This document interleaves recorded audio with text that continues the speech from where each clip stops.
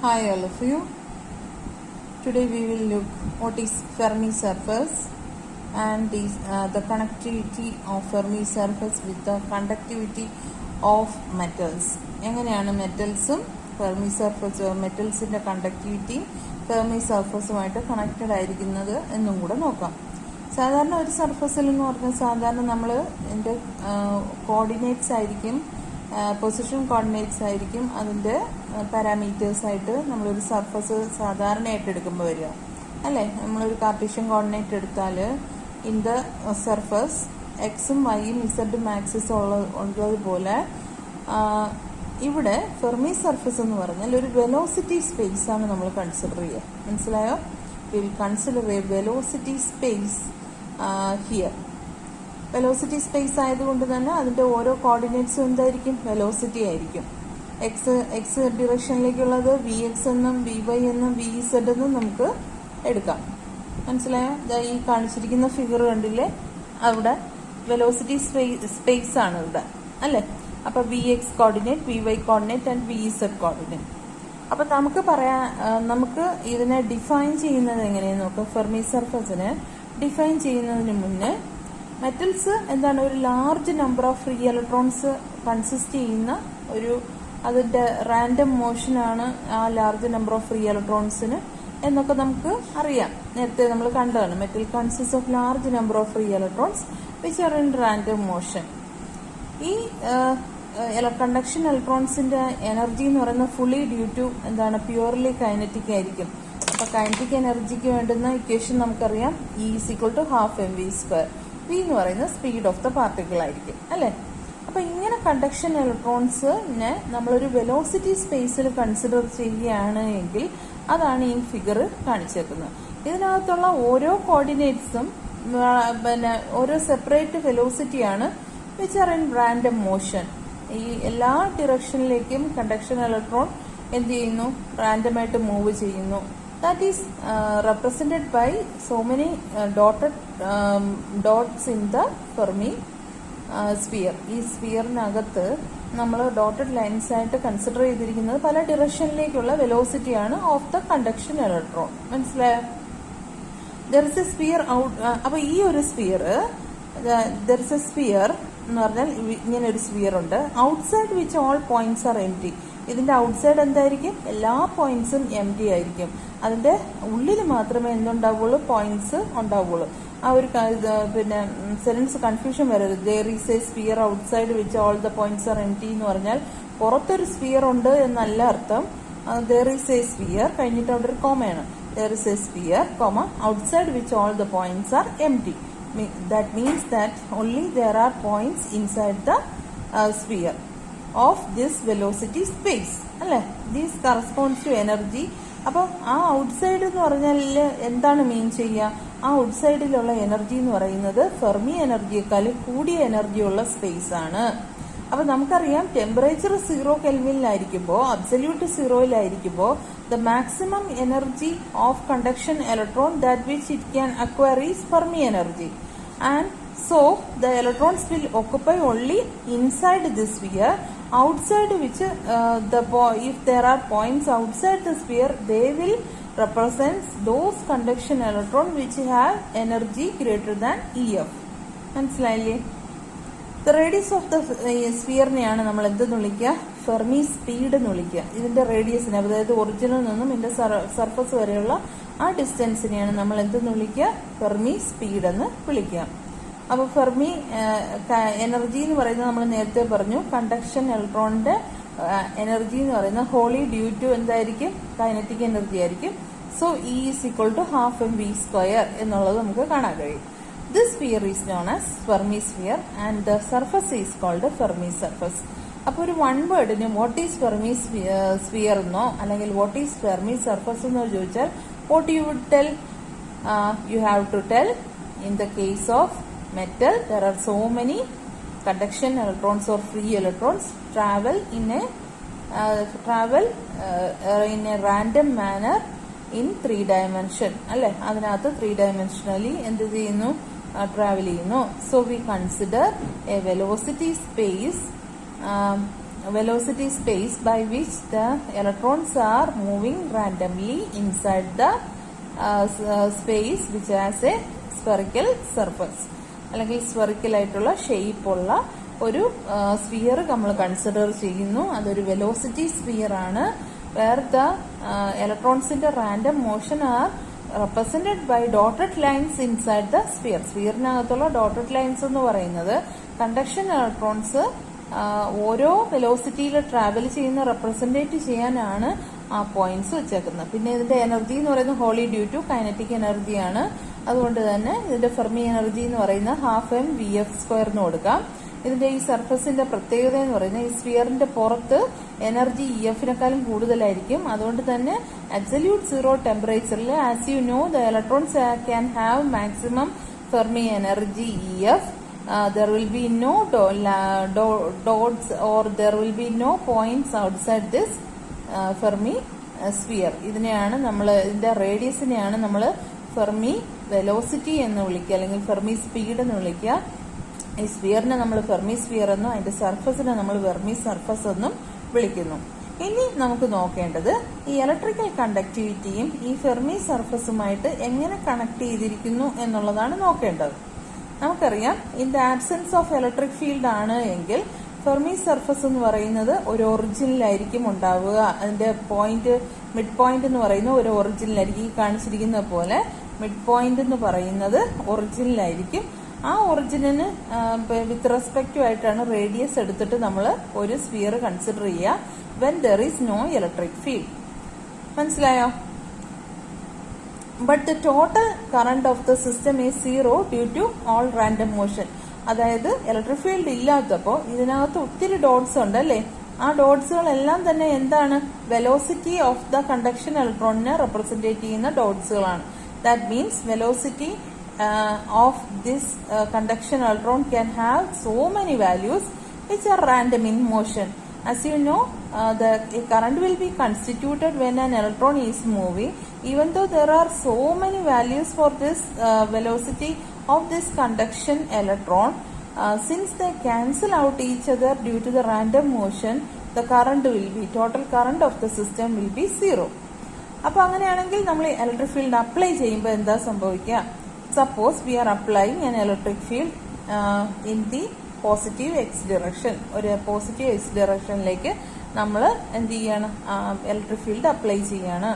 അന്നേരം നമുക്കറിയാം the random motion അല്ലെങ്കിൽ random velocity is get modified and now there will be a velocity called drift velocity is set up which is -e/m into tau which will be opposite to that of the electric field. As you know, the direction of current is in the opposite direction of the motion of electron. അപ്പോൾ VD എന്ന് പറയുന്ന -e/m into tau ആണ് അല്ലെ? അങ്ങനെ electric field വരുമ്പോൾ നമുക്കറിയാം ഒരു velocity displacement ഇവിടെ ഉണ്ടാവുന്നു due to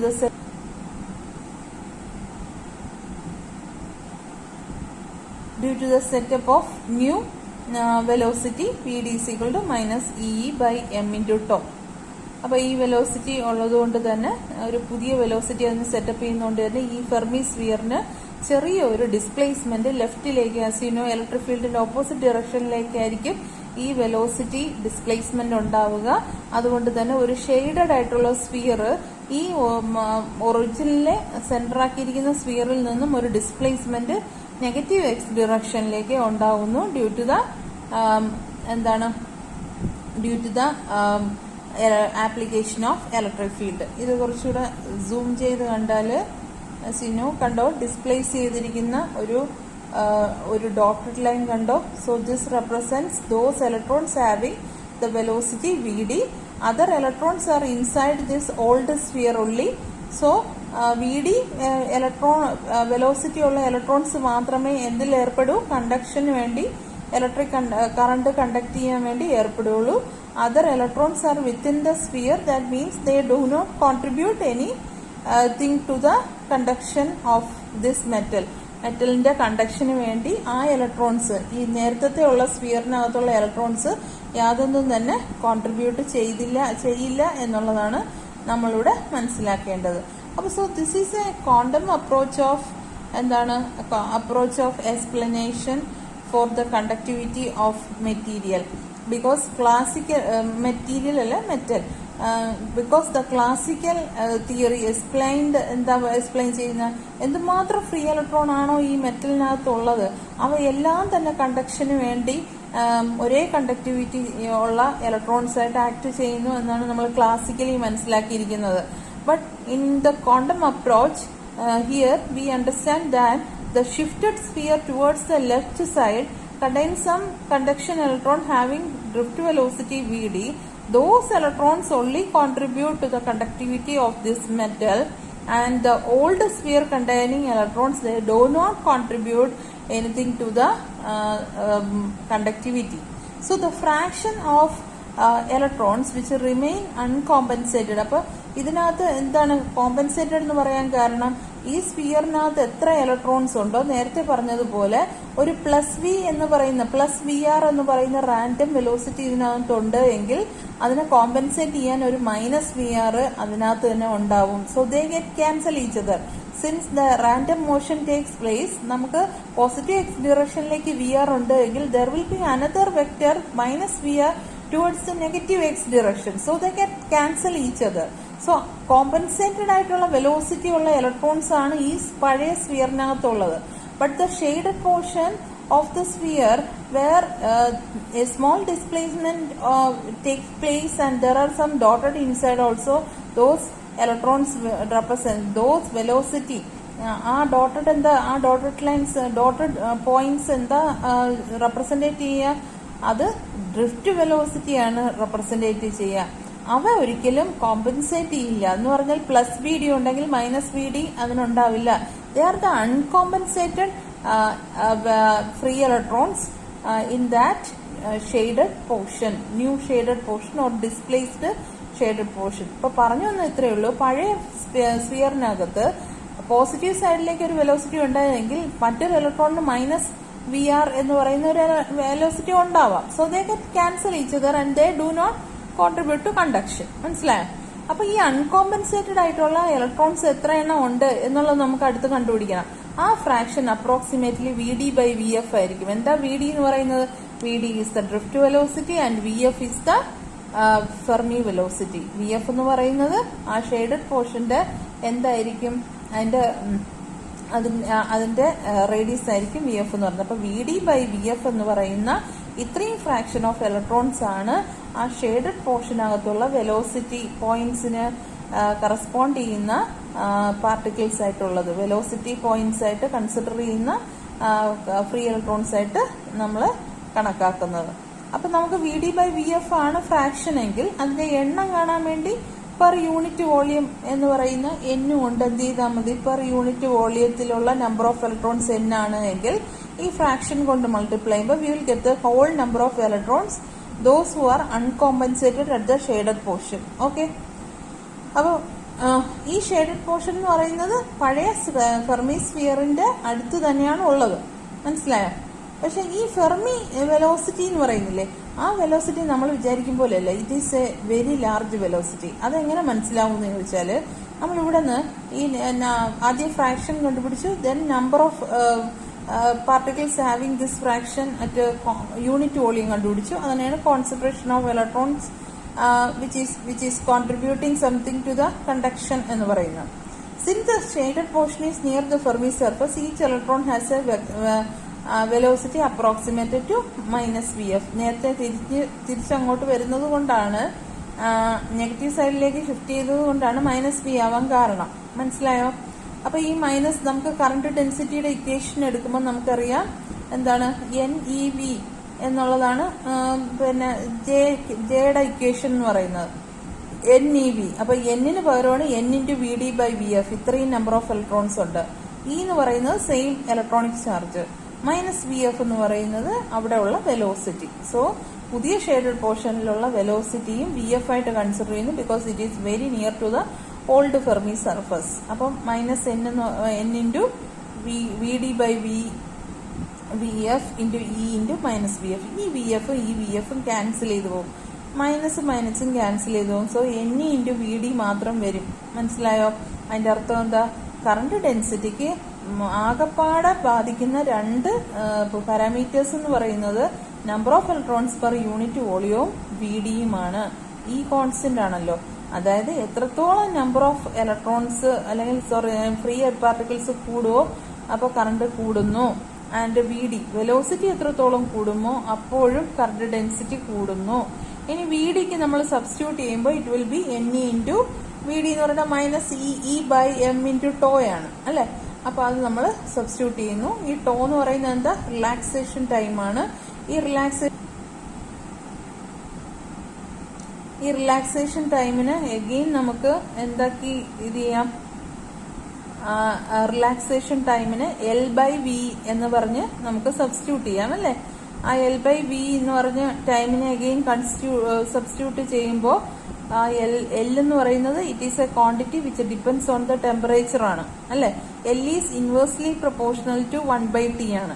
സോ ആ ഒരു ഡിപ്പെൻഡൻസി ഇവിടെയും നമുക്ക് കാണാൻ കഴിയും. അതായത് J is equal to NE² tau into E/m എന്ന് നമുക്ക് ഇവിടെ നിന്ന് എഴുതാം അല്ലെ. ടോ F എന്ന് പറയുന്നത് കൊളിഷൻ ടൈം ആണ്. ടോ F ആക്കി എഴുതണേ. ഇവിടെ ടോ മാത്രമേ എഴുതിയിട്ടുള്ളൂ. ഫെർമി സർഫസ് ആയതുകൊണ്ട് ഈ റിലാക്സേഷൻ ടൈമിന് നമ്മൾ ടോ F എന്നാണ് റെപ്രസെന്റേറ്റ് ചെയ്യുക. അതുകൊണ്ട് tau F is the collision time of the electron at the Fermi surface ആണ്. അപ്പൊ ടോ എന്തായി മാറും? ടോ F ആയി മാറും. ഇവിടുന്ന് J എന്ന് പറയുന്ന സിഗ്മ E ആണ്. അപ്പൊ E മാറ്റിക്കഴിഞ്ഞാൽ ബാക്കി പാർട്ട് അത്രയും സിഗ്മ ആണ്. അങ്ങനെ കമ്പയർ ചെയ്തിട്ടാണ് sigma is equal to NE² tau F/m എന്ന് കൊടുത്തേക്കുന്നത്. നെക്സ്റ്റ് ഈസ് അപ്പൊ ക്ലാസിക്കൽ തിയറിയും ഇനി ഈ പറഞ്ഞ തിയറിയും തമ്മിൽ നമ്മൾ കമ്പയർ ചെയ്യാണ്. ക്ലാസിക്കലി ഇത് എക്സ്പ്ലെയിൻ ചെയ്യാൻ കണ്ടക്ഷൻ എക്സ്പ്ലെയിൻ ചെയ്യുന്ന സമയത്ത് നമ്മൾ ടോ ആണ് ഉപയോഗിച്ചിരുന്നെങ്കിൽ ഇപ്പോൾ ഇക്വേഷനിൽ ടോ F ആണ് ഉപയോഗിച്ചിരിക്കുന്നത്. അതാണ് മെയിൻ ആയിട്ടുള്ള ഒരു വ്യത്യാസം നമ്മൾ കാണുന്നത്. In classical physics it is assumed that current is carried equally by all electrons. നമ്മൾ തുടക്കത്തിൽ പറഞ്ഞ കാര്യമാണ്. എല്ലാ കണ്ടക്ഷൻ ഇലക്ട്രോൺസും ഒരുപോലെ കണ്ടക്ടിവിറ്റിക്ക് കോൺട്രിബ്യൂട്ട് ചെയ്യും എന്നാണ് ക്ലാസിക്കൽ തിയറി പറഞ്ഞത് അല്ലെ. അവയുടെ വെലോസിറ്റിയെ നമ്മൾ വെരി സ്മോൾ വെലോസിറ്റി VD ആയിട്ട് കണക്കാക്കുന്നു. പക്ഷെ ഇപ്പൊ എന്താ സംഭവിച്ചത്? ഇപ്പൊ കണ്ടക്ഷന് വേണ്ടിയുള്ള ഇലക്ട്രോൺസ് എന്ന് പറയുന്നത് നെഗറ്റീവ് സൈഡിലേക്ക് ഷിഫ്റ്റ് ചെയ്ത ആ സ്ഫിയറിനകത്തുള്ള കറസ്പോണ്ടിങ് വെലോസിറ്റി ഉള്ള പാർട്ടിക്കിൾസ് മാത്രമേ കണ്ടക്ടിവിറ്റിക്ക് ഇറങ്ങുന്നുള്ളൂ. അവയുടെ വെലോസിറ്റി എന്താ? ഫെർമി വെലോസിറ്റി ആണ്, വിച്ച് ഈസ് കോൾഡ് VF. അപ്പൊ ആ VFന്റെ ടേംസിൽ നേരത്തെ ഇക്വേഷനെ കൊണ്ടുവരാൻ വേണ്ടി നമുക്ക് അവിടെയുള്ള ടോ Fന് പകരം ഈ ടോ Fന് പകരം നമ്മൾ LF/VF എന്ന് എഴുതുന്നു. മനസ്സിലായോ? LF/VF കൊടുക്കാൻ പോവാണ്. ഇവിടെ നോക്കിയ tau F is equal to LF/VF ആണ്. അപ്പൊ കണ്ടക്ടിവിറ്റിക്ക് നമ്മൾ ടോ Fന് പകരം LF/VF കൊടുക്കുന്നു. And the only quantity on RHS which depends on temperature is the mean free path. ഈ ഇടിക്കുന്ന അതായത് രണ്ട് കൺസിക്യൂട്ടീവ് ആയിട്ടുള്ള കൊളിഷൻ ഇടയ്ക്കുള്ള ടൈം മാത്രമാണ് ടെമ്പറേച്ചറിന് അനുസരിച്ച് മാറുന്നത്. അതിന്റെ അർത്ഥം എന്താ? LF എന്ത് ചെയ്യും? മീൻ ഫ്രീ പാത്ത് കുറയും when temperature is increase. Because collision time എന്ന് പറയുന്നത് വളരെ വളരെ പെട്ടെന്ന് ഇടിക്കുമ്പോൾ അത് ട്രാവൽ ചെയ്യുന്ന ഡിസ്റ്റൻസ് വളരെ കുറവായിരിക്കും. സോ LF 1/Tക്ക് പ്രൊപ്പോർഷണൽ ആയതുകൊണ്ട് തന്നെ സിഗ്മയും 1/Tക്ക് പ്രൊപ്പോർഷണൽ ആണ്. സിഗ്മയും റോയും തമ്മിൽ എന്താണ്? റെസിപ്രോക്കൽ റിലേഷൻ ആണ്. അപ്പോൾ 1/T ആണ് സിഗ്മ എങ്കിൽ റോ എന്ന് പറയുന്നത് എന്തായിരിക്കും? T ആയിരിക്കും. At high temperature resistivity is proportional to the temperature. അത് നമ്മൾ എന്താണ് പറഞ്ഞത്? നമ്മൾ ക്ലാസിക്കലി നമ്മൾ അത് കണ്ടതാണ്. ക്ലാസിക്കൽ അപ്രോച്ചിലൂടെ ടെമ്പറേച്ചർ കൂടുന്തോറും പോസിറ്റീവ് കോഎഫിഷ്യന്റ് ആണ് ആർക്കുള്ളത്? മെറ്റൽസിനുള്ളത് എന്ന് നമ്മൾ നേരത്തെ കണ്ടു കഴിഞ്ഞ കാര്യമാണ്. So will be the same. Here also we got the rho is proportional to temperature at high temperatures. മനസ്സിലായോ? Only this much. Fermi surface very important ആണ്. Time നെ again നമുക്ക് സെറ്റപ്പ് ഓഫ് ന്യൂ